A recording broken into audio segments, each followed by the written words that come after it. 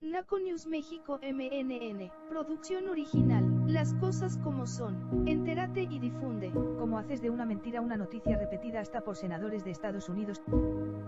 Programa Universitario de Estudios sobre Democracia, Justicia y Sociedad, PUEDS, de la Universidad Nacional Autónoma de México. En las recientes elecciones Morena y sus aliados sumaron 22 gubernaturas en solo 7 años. Algunos periodistas y políticos de oposición señalaron que este resultado responde a una presunta alianza con el narco. ¿Cómo se construyó esta narrativa en medios y Twitter? Días previos a la jornada electoral de 2022, se incrementó el número de tweets con hashtags que asociaban la palabra narco con gobierno, presidente, AMLO y Morena. Estos hashtags conformaron una narconarrativa que buscaba incidir en la conversación electoral. Identificamos 3 grupos de hashtags, uno alrededor de Morena narco partido, otro, de narco presidente, y otro que vincula al narco con los estados donde hubo elecciones.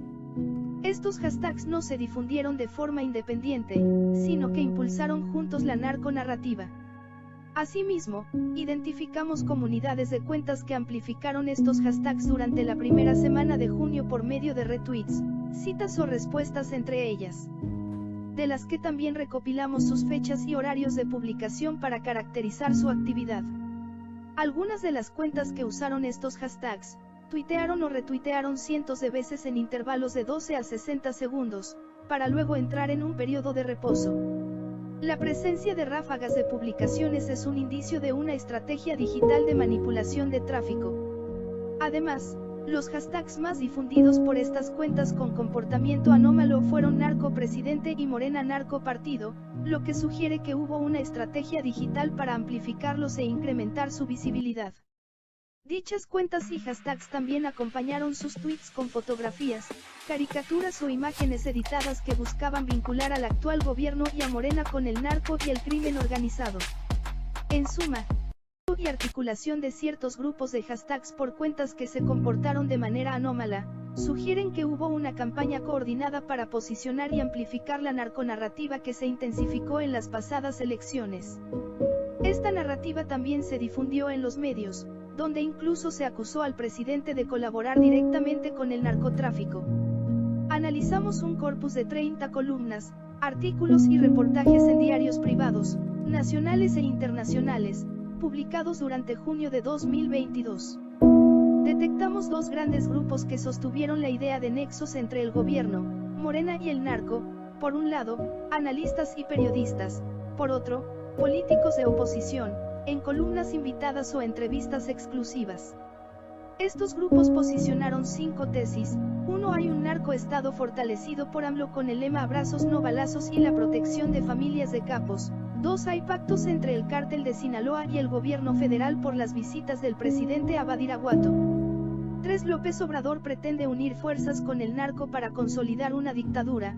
4. En Tamaulipas, Dr. Américo Villarreal triunfó por negociar con el cártel de Sinaloa, que busca el control de aduanas, y 5. Sin ayuda del narco, Morena no hubiera ganado las elecciones.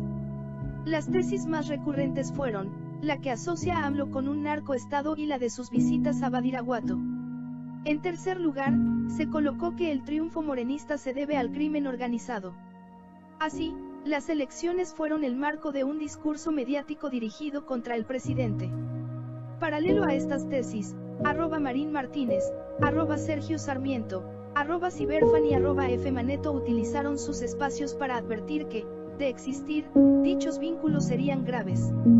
Sin embargo, señalaron que no hay pruebas contundentes para relacionar al gobierno o Morena con el narcotráfico. En esa línea, en la conferencia de prensa previa a la jornada del 5 de junio, Edmundo Jacobo, secretario ejecutivo del INE, dijo: "No tenemos ningún indicio de que los grupos delictivos estén incidiendo en la organización de estos comicios en estas 6 entidades. No obstante, aquellos que quieren impulsar la narconarrativa, como @Rubén Aguilar, @Carlos Loret, @Riva Palacio o @Ricardo Alemán MX, usaron como estrategia publicar varios textos sobre el tema o el mismo artículo en distintos medios, con el fin de aumentar la eficacia de sus argumentos. Medios conglomerados de comunicación, reporteros, presentadores, políticos nacionales y extranjeros y analistas políticos e intelectuales actúan en lo que se ha dado en llamar el nado sincronizado, en referencia a que actúan en acciones coordinadas y planificadas para posicionar una mentira. Por su parte, tras un análisis crítico del discurso ACD encontramos que algunos de estos textos de opinión usan falacias como la de causa simple o falsa. Otros recurren a la exageración, afirmando que vivimos en un estado totalmente controlado por el crimen organizado. En otros casos, para matizar las declaraciones, se dice que los nexos del gobierno con cárteles son sospecha o rumor, pero esto amplifica las mismas consignas, la intromisión del narco en las elecciones o la acusación directa de que López Obrador se vincula con criminales. Así lo podemos afirmar de Federico Reyes Heroles en el Diario de Yucatán, Rafael Álvarez Cordero de Excelsior o de Anabel Hernández de Deutsche Welle, donde presentan como verdades incuestionables sospechas en virtud de que no tienen o presentan ninguna prueba. Esta es una de las formas como voluntaria o involuntariamente los periodistas se unen y apoyan una narrativa creada por la oposición con mentiras, como se ha comprobado en esta serie de videos. Por último, en algunos textos se impulsó la narconarrativa usando figuras retóricas que generalizaron y exageraron supuestos hechos, retratando elecciones teñidas de sangre, compradas con dinero manchado de sangre y con la presencia de sicarios apostados en las casillas. La metáfora genera imágenes o descripciones o comparaciones. Lo anterior se puede afirmar de Héctor de Mauleón de El Universal y Beatriz Pajés, quien afirma algo de llamar la atención, que efectivamente los gobiernos anteriores del Revolucionario Institucional y Acción Nacional han pactado con los narcos. A la letra escribe, esta es la primera vez que un gobierno pacta con los narcos no para pacificar al país. Lo anterior indicaría que es de su conocimiento que los partidos antes mencionados sí han pactado con el narco según ella para pacificar el país. Pero todos sabemos que han pactado por dinero en primer término y el control político, como lo acaban de repetir en las elecciones de Durango, Aguascalientes y en Tamaulipas.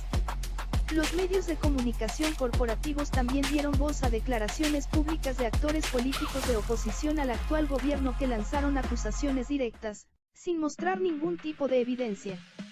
Las expresiones de la narconarrativa en columnas, artículos, reportajes y declaraciones públicas de actores políticos, difundidas en medios corporativos, muestran una clara correspondencia con la opinión en medios y con parte del discurso de la oposición.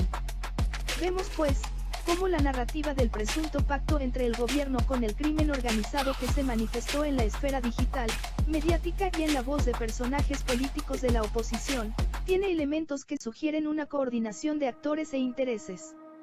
Lo anterior puede ser corroborado por el seguimiento puntual que realizan los corporativos mediáticos de Lili Telles, Porfirio Muñoz Ledo.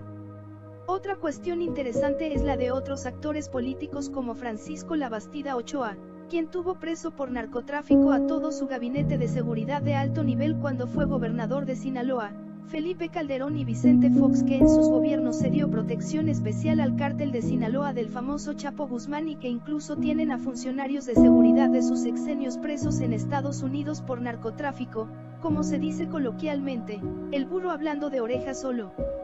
Que es lo mismo, acusan al actual gobierno de sus vicios ya comprobados. El narco en la política es un problema histórico y estructural. Hay exfuncionarios procesados por vínculos con cárteles e investigaciones a militantes de partidos, incluido Morena.